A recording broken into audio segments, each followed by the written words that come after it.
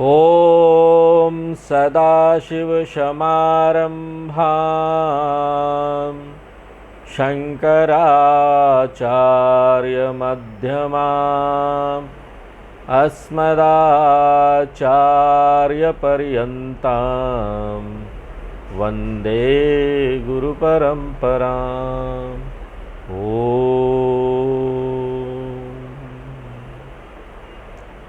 तो हम लोग रामचरितमानस का अध्ययन कर रहे हैं और इस समय हम लोग बालकांड में 340-41 नंबर दोहे के आसपास हैं और इसमें बालकांड में कुल 361 दोहे हैं।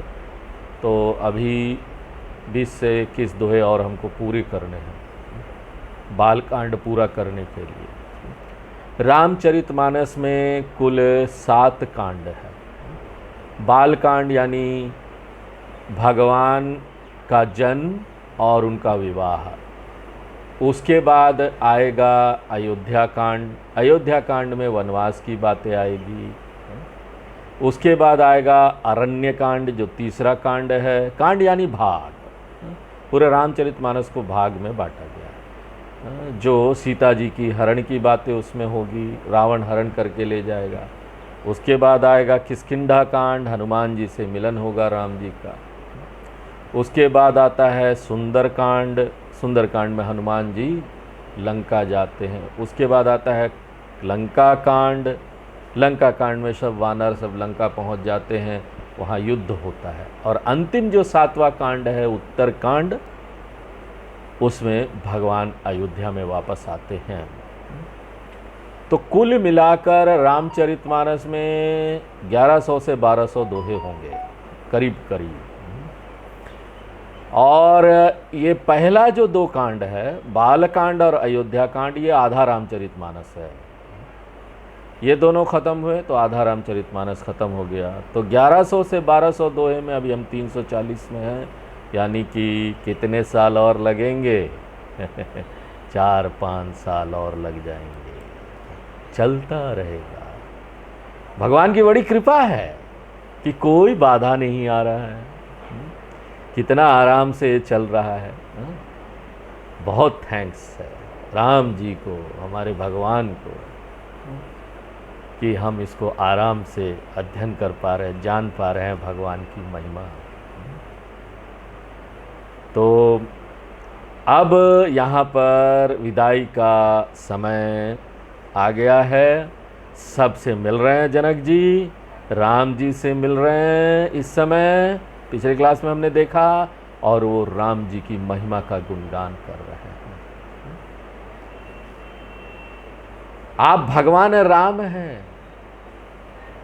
जितने भी सद्गुण हैं वो सब आप में वास करते हैं। और जिसके भी हृदय में सद्गुण है तो परमात्मा उसके हृदय में है, अन्यथा माया भरी पड़ी है। सद्गुण परमात्मा से, सद्गुण आता है परमात्मा का संग करेंगे तो सद्गुण आएगा, सद्गुण आएगा तो परमात्मा का संग करेंगे। दोनों एक दूसरे के पर्यायवाची है। नहीं है तो इसका मतलब माया चल रहा है, संसार की तरफ बहिर्मुख होकर हम भागे जा रहे हैं। हमको यहाँ पर ज़्यादा से ज़्यादा कोशिश करना चाहिए, हमारे ज़्यादा से ज़्यादा समय हम भगवान से जुड़े रहें। मन वाणी जिस परमात्मा को जान नहीं सकते, ऐसे परमात्मा आप स्वयं हैं। ये जानने से और हम उनके नज़दीक पहुंच जाते हैं। लेकिन समस्या क्या है? बुद्धि भी तर्क के द्वारा इसका अनुमान नहीं लगा सकती। कठिन है ये बहुत। इसका अर्थ हुआ परमात्मा ना हमारे मन बुद्धि को उपलब्ध है, ना इंद्रियों को उपलब्ध है। महिमा निगम नेति कही कही। तुलसीदास जी बोलते हैं कि वेद भी इसकी महिमा नहीं कह पाए। वो तो यही कहते हैं परमात्मा ये नहीं है, परमात्मा वो नहीं है। कहते देखो ये सारा संसार दिख रहा ना, स्थूल ब्रह्मांड, ये परमात्मा की रचना है। लेकिन ब्रह्मांड जो है परमात्मा नहीं है। नेति नेति। आगे वेद बोलते हैं, देखो स्वर्ग आदि सूक्ष्म लोक ब्रह्मलोक तक परमात्मा के ही रचे हुए हैं, उसी के रूप है। लेकिन ये सारे सूक्ष्म जगत क्या है? परमात्मा नहीं है। नेति नेति सारी स्थूल सूक्ष्म सृष्टि माया है और परमात्मा इन सब के अधिष्ठान, इनके मूल में विद्यमान है। ज्योतिहु काल एक रस रही, परमात्मा तो सदा तीनों कालों में एक जैसे ही रहता है, बदलता नहीं, परिवर्तित नहीं होता। जबकि हम पूरे संसार को क्या देख रहे हैं? ये तो परिवर्तित हो रहा है, चेंजेस हो रही है। परिवर्तन ही एक ऐसा नियम है जो कभी नहीं बदलता, बाकी सब बदल जाते हैं। एक रस नहीं रह सकते, यानी जैसा है वैसा रहे। परमात्मा सब सत स्वरूप है, एक रस जैसा है, सदा सत स्वरूप रहेगा। दुनिया बदलेगी, वो एक रस जैसा नहीं होगा, लेकिन परमात्मा एक रस जैसा ही है। चेतनता वैसे का वैसे रहता है, सदा चेतन स्वरूप रहेगा और सदा आनंद कम ज्यादा नहीं होता।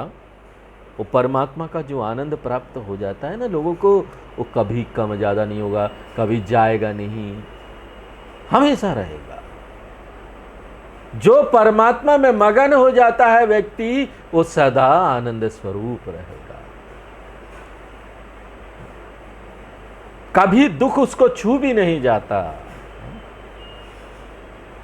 कभी शोक नहीं आएगा उसको। जीवन के उतार चढ़ाव, लाभ हानि, जया जयो, सुख दुख कोई उसको प्रभावित नहीं कर पाएगा। और ये हम कैसे प्राप्त कर सकते हैं ऐसी स्थिति को?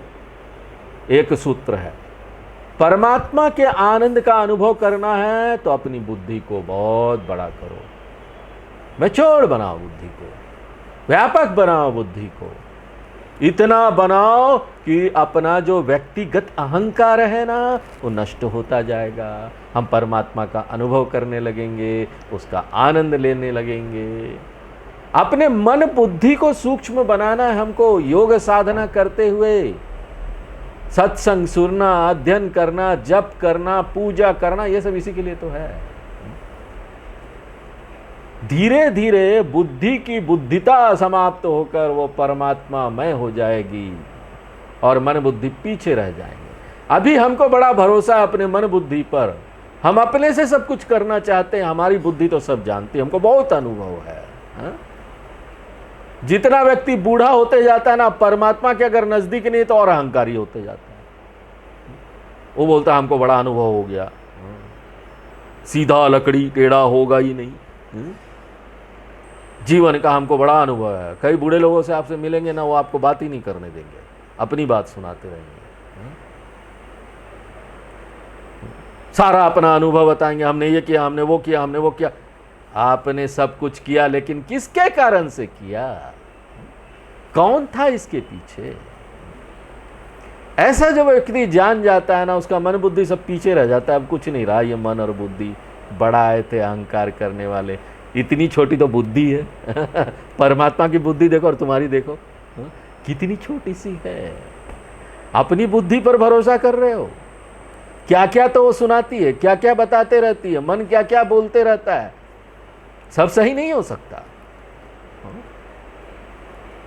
उस मन में जब परमात्मा आके बैठता है, श्लोक बोलते हैं, मंत्र गाते हैं कि हे प्रभु जी, हे भोले बाबा, आप भी आना, पार्वती जी को भी लाना, मेरे मन में बैठ जाना, मन में बैठ जाना, ताकि मेरा मन आपमय हो जाए, मन मन रहे ही नहीं, अमन हो जाए। इतना परमात्मा डाल दो उसमें कि तुम न रहो, सब कुछ परमात्मा में हो जाए, तुम्हारा अपना शरीर भी और ये संसार भी व्याप्त हो जाए। कल्पना करो कि एक तरंग व्यापक होती होती पूरे समुद्र के ऊपर फैल जाए, तो वह जल रूपी हो जाएगी ना। तरंग तरंग बड़ा होते होते फैल गया। यही सिद्धांत है। इसी सिद्धांत के अनुसार मन बुद्धि अभी तक सीमित है। क्यों? क्योंकि उसको हम अपना मन बुद्धि समझ रहे हैं। मन बुद्धि जहां अनंत हुई तो वो परमात्मा ही हो जाएगी। इतना उसमें डाल दो कि परमात्मा के अलावा कुछ रहे नहीं, परमात्मा मैं हो जाए। समस्त सुखों का मूल जो ऐसा परमात्मा है, वही परमात्मा राम जी के रूप में अवतार लेके सगुण साकार रूप में मेरे नेत्रों का विषय बन गया। वाह राम जी, क्या बात है। हमारे सभी धर्म ग्रंथों में परमात्मा तो एक ही है, परंतु उसके रूप 3 हैं। कौन कौन से रूप है? पहला है निर्गुण निराकार, अर्थात जो बुद्धि से भी परे है। दूसरा है सगुण निराकार, वो कैसा है? जो बुद्धि गम्य है, हम अपनी बुद्धि से देखते हैं, मन बुद्धि से देख रहे हैं। देखो गंगा जी भी है भगवान, यहाँ पर ऋषि लोग साधु संत भी हैं भगवान। भगवान सब बताएंगे अभी आगे। हम लोग देख रहे हैं 10वें अध्याय और 11वें अध्याय में सब विश्व रूप हमको पता चलेगा। यही दूसरा है सगुण निराकार। सगुण साकार तीसरा हो गया, जो हमको यहां दिखाई देता है। परमात्मा अपने नित्य रूप में निर्गुण निराकार ही है। अगर नित्य रूप में परमात्मा, बाकी सब बदलता रहेगा।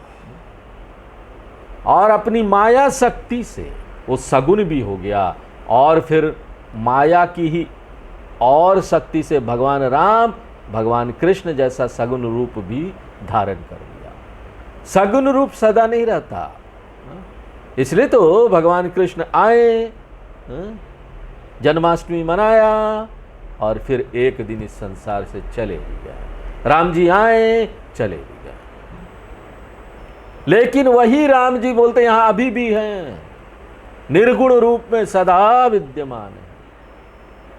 जनक जी बड़े ज्ञानी थे, उनको ये महिमा दिखाई दे रही है कि परमात्मा हमारी आंखों से दिख गया। सबई लाभ जग जीव कहें भई ईशु अनुकूल। संसार में जीव को सब प्रकार के लाभ तभी है यदि ईश्वर अनुकूल हो। भगवान अनुकूल नहीं होगा तो यहां कोई लाभ हमको प्राप्त नहीं होने वाला है। चाहे भौतिक लाभ हो, बाहर का कोई चीज प्राप्त करना हो, चाहे आंतरिक लाभ हो, अंदर का कोई चीज प्राप्त करना हो। मन बुद्धि शुद्ध निर्विकार होते हैं, परमात्मा हृदय में प्रकट भी होता है। उसमें कोई विकार नहीं रह जाएंगे जब मन और बुद्धि, तो उस वही परमात्मा हृदय में प्रकट हो जाएगा। इसलिए जीव को ईश्वर को अनुकूल बनाने के लिए साधना करनी चाहिए।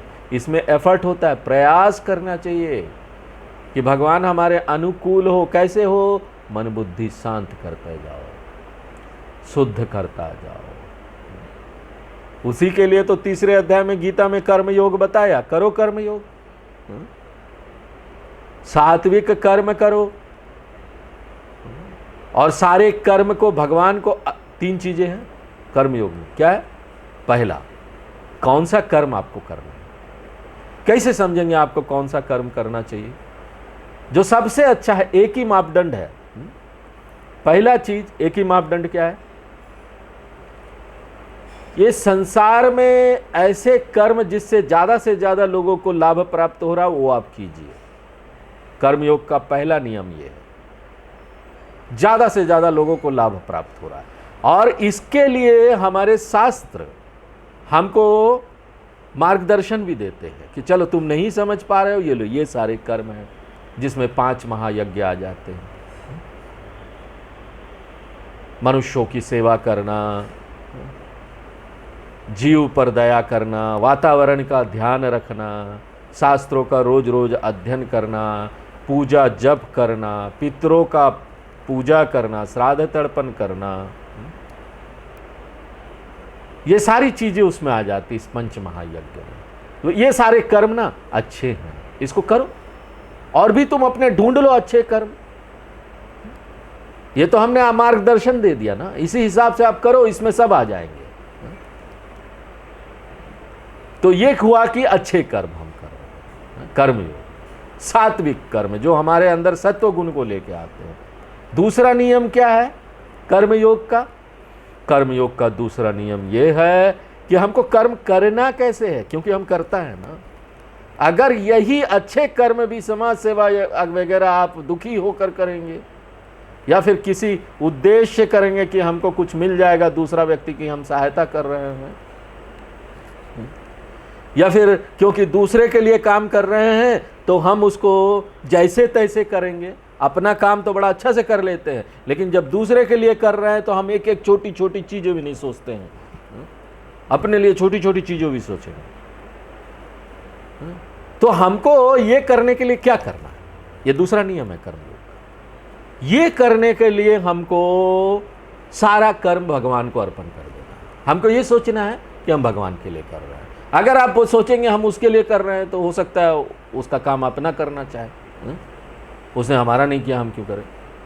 तो अगर आप सोचेंगे उसके लिए भी हम कर रहे हैं तो भगवान के लिए कर रहे हैं, ऐसा मन में भाव लेके आएंगे, भावना ऐसी होगी सभी कर्मों के लिए, जो भी कर्तव्य कर्म है, जो भी अच्छे कर्म है, ये तो हम भगवान के लिए कर रहे हैं। ऐसे ही आप बड़ा हो जाएंगे, आप भगवान के बंदे होकर इस संसार में काम कीजिए। हम उसके लिए कर रहे हैं, जो भी हो सामने, हम थोड़ी ना देख रहे हैं किसके लिए कर रहे हैं, ये तो ईश्वर के लिए कर रहे हैं। और जब ईश्वर के लिए कोई काम करेंगे ना, आप छोटी छोटी चीज भी देखेंगे, क्योंकि पूजा हो रहा है, ये तो कर्म को पूजा समझ के कर रहे हैं, भगवान की पूजा। तो जाहिर सी बात है कि हम नहीं चाहेंगे कि भगवान को सड़ा वाला नारियल चढ़ा है बाजार में मिलता है मंदिर के पास में, पूछेंगे वो भगवान को चढ़ाना है कि आपको खाना है? भगवान को चढ़ाने वाला नारियल 20 रुपया का, हाँ, और आपका खाने वाला नारियल 40 रुपया का ऐसा नहीं करना चाहिए। उसी प्रकार सारे कर्म जब भगवान के लिए कर रहे हैं तो नारियल 40 रुपया का ही होना चाहिए। अच्छी क्वालिटी से करिए, आपका कर्म अच्छा क्वालिटी का होना चाहिए। झाड़ू लगा रहे हो, घर में किसी के लिए खाना बना रहे हो, सोचिए उसको क्या अच्छा लगेगा, क्या उसका स्वाद है, समझिए और उसके लिए बनाइए। ये हो गया कर्मयोग का ये दूसरा नियम। तीसरा नियम क्या है? अब देखिए, यहां पर अगर आप कोई कर्म करेंगे ना तो ना आपको ना यहां फल भी आएगा। किसी के लिए भी आप कर्म करते हैं, कोई भी कर्म करते हैं, उसमें या तो आपको कुछ पैसा मिलने वाला है, कोई लाभ क्योंकि मिलेगा तो, भले आप अपेक्षा नहीं करो कि हमको नहीं चाहिए, लेकिन कोई भी कर्म का फल आएगा जरूर, चाहे आप चाहे चाहे नहीं चाहे। तो जब आपको कोई फल मिलता है, आप उस समय क्या हो जाते हैं? भोक्ता हो जाते हैं, भोग रहे हैं उसका। तीसरा नियम, भोग रहे हैं। तो जो भोग रहे हैं उस कर्म को, तो कैसे भोगना है? कर्मयोग क्या है? भगवान का प्रसाद समझ के भोगना है। लाभ आए हानि आए, कोई डांट दे, आपने उसके लिए कर्म किया, वो उल्टा ही डांट देगा। आपने सोचा इतना अच्छा बनाए है खाना, कुछ तो अच्छा बोलेगा बंदा, बड़ा अच्छा खाना बना है, लेकिन पता चला खाते समय बोल दिए नमक कम है। भैया बाकी सब इतना अच्छा बना है, वो तो तुम बोल ही नहीं रहे हो, नमक कम है। एक खराब चीज तुमको दिखाई दे गया क्या? नमक कम है तो उस समय भी ना आपको परेशान नहीं होना है, डिस्टर्ब नहीं होना है। उसको कैसे स्वीकार किया? अरे भगवान ने उसके मुंह से बुलवाया है, लेट अस एक्सेप्ट इट। भगवान का प्रसाद समझ के स्वीकार करें, क्योंकि जब मंदिर में जाते हैं तो आपको हर समय कोई लड्डू वगैरह तो मिलेगा नहीं, तुलसी का दल मिल जाएगा, कभी कभी वो खीर उर मिलेगा तो उसमें मिट्टी पिट्टी भी होगी, तो लेकिन आप कैसे उसको सिर माथे पर लगाते? कैसा भी हो तो भगवान का प्रसाद है ना। अरे चलो, उसने बोला नमक नहीं है, वो भी भगवान का प्रसाद समझ लो हमको। नहीं तो जो लोग कर्मयोग नहीं होंगे, कर्मयोगी नहीं होंगे, वो नहीं करेंगे, नहीं तो कुड़कुड़ाएंगे, इतना अच्छा बनाया फिर भी बोल रहे नमक नहीं है। और जो लोग कर्मयोगी हो, कोई बात नहीं, हम ना आगे से आपके हिसाब से नमक डाल दिया करेंगे, ठीक है। स्वीकार कर लिया, कितना आनंदित हो गया। देखो, ये 3 नियम है जीवन के, जो इसका पालन कर लेगा महान कर्मयोगी। ये तीनों नियम का हमको बड़े अच्छे तरीके से पालन करना, एक सुंदर कर्मयोगी हमको बनना चाहिए। तो ये है साधना। क्या साधना है, लोग पूछते हैं ना, यही साधना। 3 नियम याद रखो। इससे हमारा मानसिक विकार धीरे धीरे नष्ट हो जाएगा। सारे जीवन में हमारे लिए सुख ही सुख हो जाएगा, कहीं दुख रहेगा ही नहीं। जब अपेक्षा ही नहीं रही, सब भगवान के लिए कर रहा है, तो क्या दुख, कौन क्या बोल रहा है क्या नहीं बोल रहा है। संसार में हम थोड़ी ना देख के चलेंगे, हे हमको वो बोल रहे, दुनिया वाले बोलते ही रहेंगे। हम देख रहे थे किसी एक प्रसिद्ध गुरु को कई लोग वहां पर प्रश्न कर रहे थे। ये कोई छोटी बात नहीं है, बड़े बड़े लोग इसमें फेल हो जाते हैं। एक कौन सा नाम है, खाना खजाना, और वो खाना बड़ा अच्छा बनाता है, संजीव कपूर।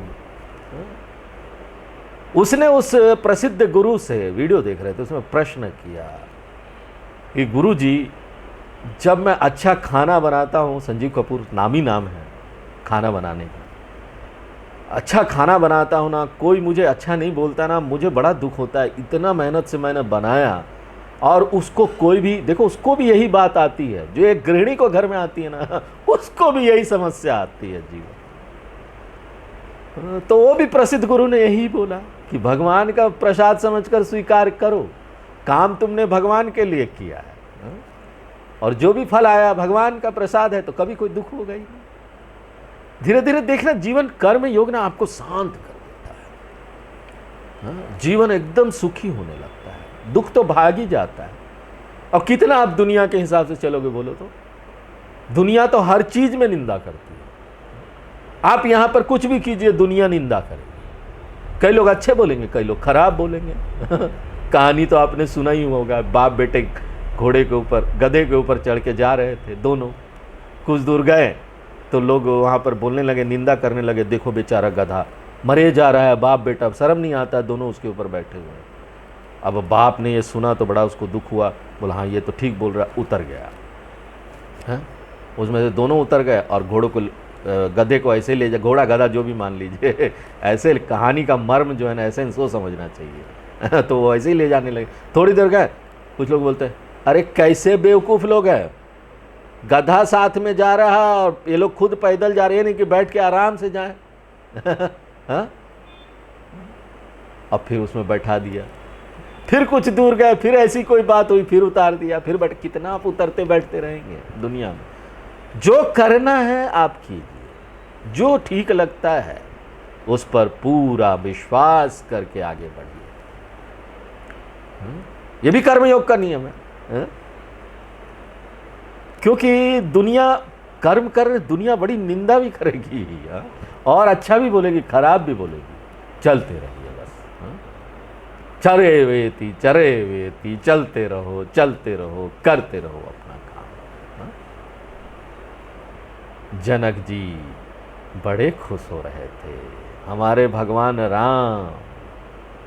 सब प्रकार से बड़ाई प्रदान कर दी आपने तो हमको, हमारा दामाद बनके हमारे पास आके हमको दर्शन देके।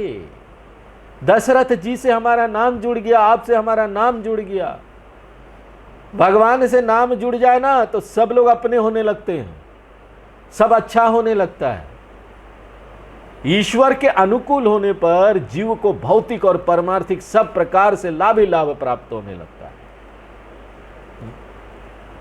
और जनक जी बोलते, देखो ना, हम इसका उदाहरण है, प्रमाण चाहिए ना। जनक जी प्रमाण है। हे भगवान, आपने हमको अपना लिया तो अब हम ना सब प्रकार से बड़े हो गए, ऐसा लग रहा हम बड़े हो गए। जब तक जीव संसार में लिप्त है, बहिर्मुख होकर संसारी बना रहता है। मेरा घर बहुत बड़ा है, मेरा परिवार बहुत बड़ा परिवार है, मेरा दादाजी ये थे, मेरा पिताजी वो थे, मेरे पिताजी, मेरे दादाजी बड़े बड़े वैदिक पंडित थे। आपको गायत्री मंत्र भी नहीं आता। संसार में मान सम्मान पद, अपने कुल का भी जो होता ना घमंड, वो भी बहुत बड़ा होता है।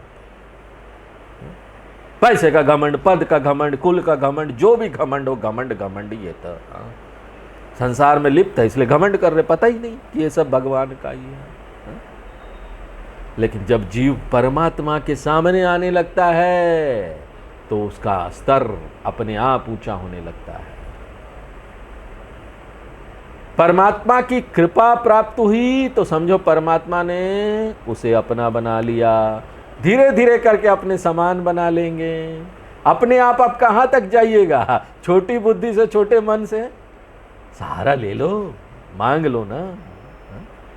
धीरे धीरे वही भगवान आपको अपने जैसा बना लेंगे, महान हो जाएंगे आप। इसलिए जीवन में महान बनना है तो बहुत सारे लोग लक्ष्य बनाते हैं, हमको जीवन में महान बनना है।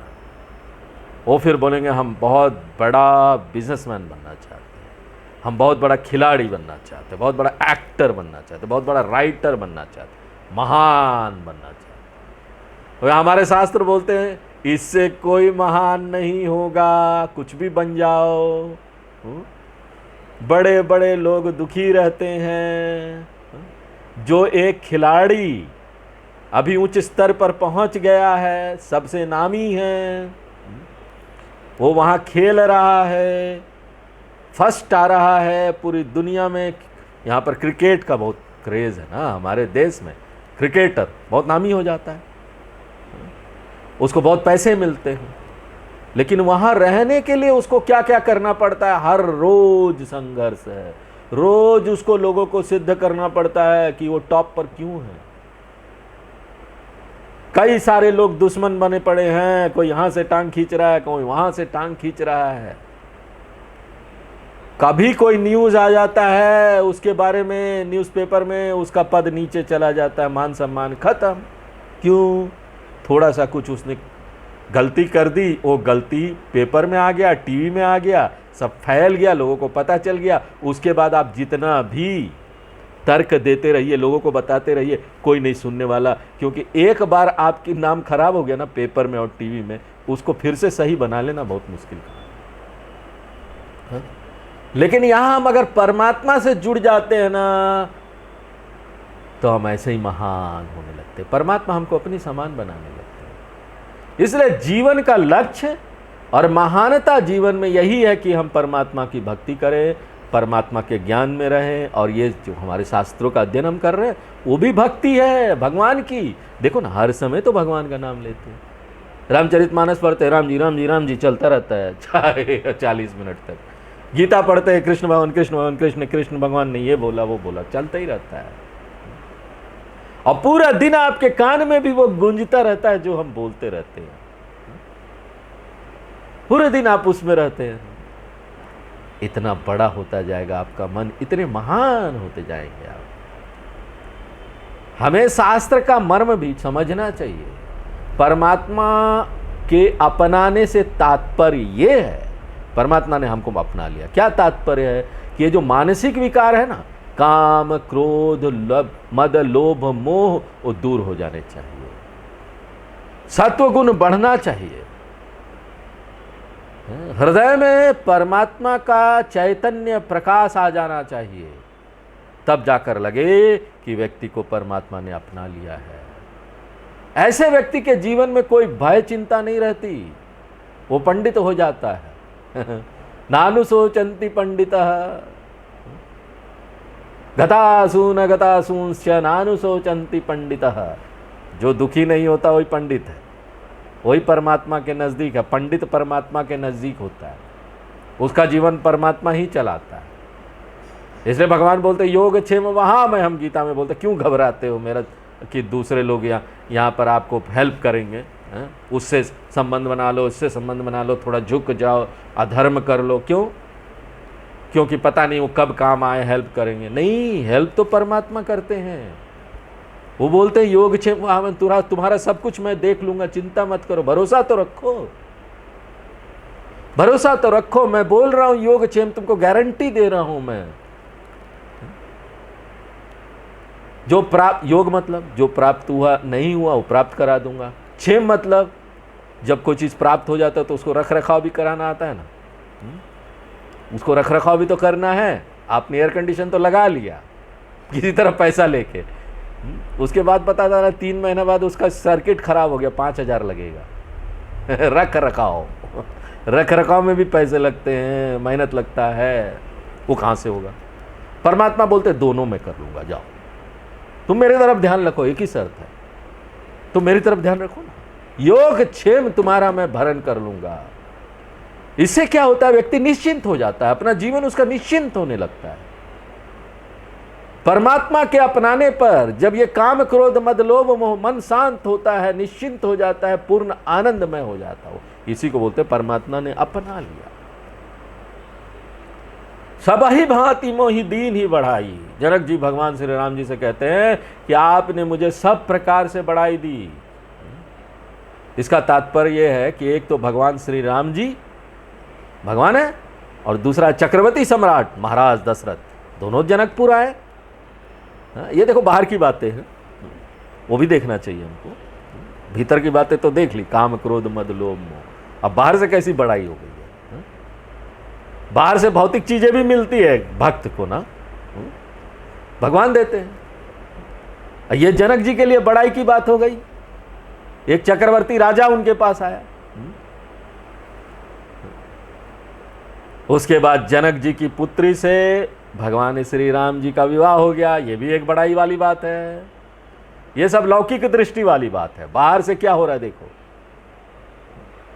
अगर आध्यात्मिक दृष्टि से देखे तो जनक जी अब तक बड़े ज्ञानवान थे, ज्ञान तो उनको था, लेकिन अनुभव भगवान राम को देखकर हो गया, परमात्मा का प्रेम उनको प्राप्त हो गया।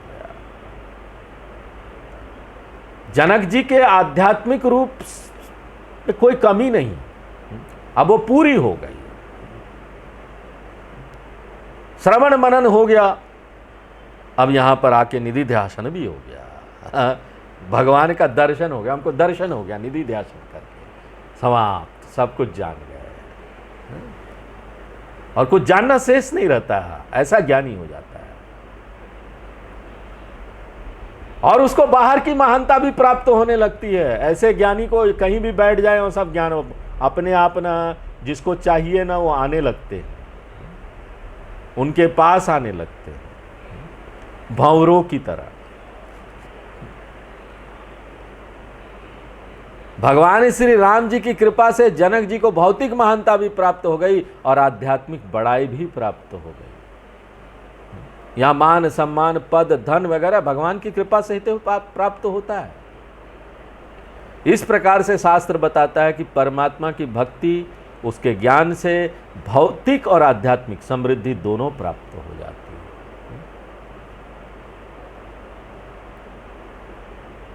केवल भौतिक समृद्धि कोई समृद्धि नहीं है, लेकिन आध्यात्मिक जीवन जीते हुए व्यक्ति को भौतिक उपलब्धि हो तो वो सुखदाई है, उसकी शोभा है। यहां पर बड़े बड़े कंपनियां बना देते हैं लोग, बड़े बड़े बिजनेसमैन हैं, उनको मिल गई ना भौतिक समृद्धि, मिल गई ना, पैसा मिल गया, फैक्ट्री मिल गया, घर मिल गया, लेकिन वो रोज ही दुखी रहते, स्ट्रेस में रहते। पता नहीं आज शाम को उनके कंपनी का शेयर नीचे जाएगा कि ऊपर जाएगा, दूसरे दिन सुबह जब निफ्टी खुलेगी तो उनके कंपनी का शेयर नीचे जा रहा है कि ऊपर जा रहा है। जितने भी बड़े बड़े बिजनेसमैन हैं, इस देश में हो बाहर में हो, हम नाम नहीं लेना चाहते, सोशल मीडिया के बड़े बड़े लोग हों, दुनिया का सबसे अमीर व्यक्ति हो, उसको भी रोज यही डर लगा हुआ रहता है। भौतिक समृद्धि उसको सुख नहीं देती। अच्छा घर हो जाएगा, बड़ा अच्छा बिस्तर हो जाएगा, लेकिन सुख होगा ही नहीं, दुख में जी रहा है।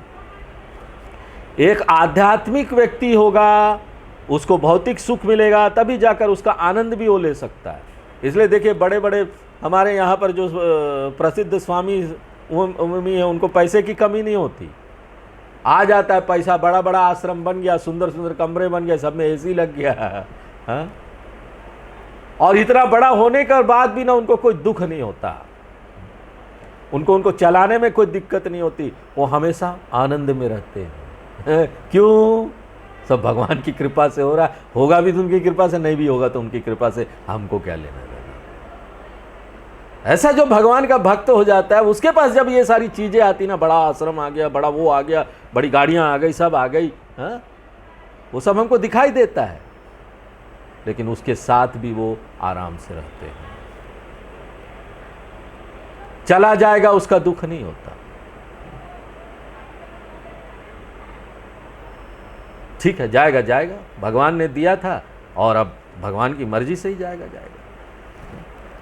तो जनक जी कहते हैं कि यदि सरस्वती जी और शेषनाग जी भी अगणित हो जाए तो वो भगवान की महिमा गाने लगे और करोड़ों कल्प तक इसका वर्णन करते रहे, तब भी मोर भाग्य राउर गुण गाथा। हे रघुनाथ जी सुनो, वे सब मेरे सौभाग्य और आपके गुणों की गाथा का वर्णन फिर भी नहीं कर सकते। क्या भगवान पर भगवान से जुड़ के हमको ऐसा भरोसा हो सकता है जैसे जनक जी को हुआ?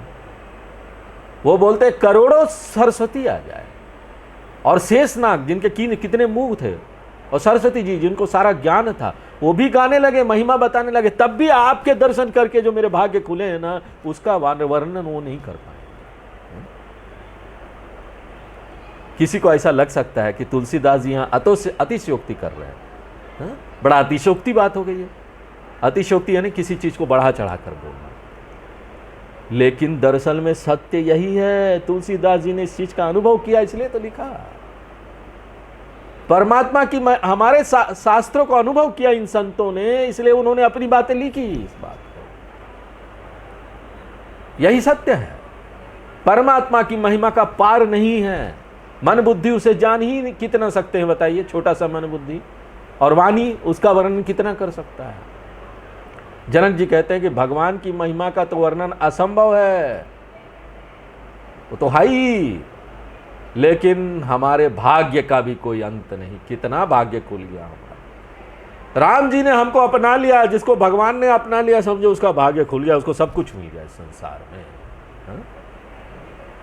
यह सबके लिए प्रेरणादायक है। हमको जनक जी जैसी भक्ति और ज्ञान प्राप्त करने का प्रयत्न करना चाहिए, भरोसा होना चाहिए इतने भगवान पर।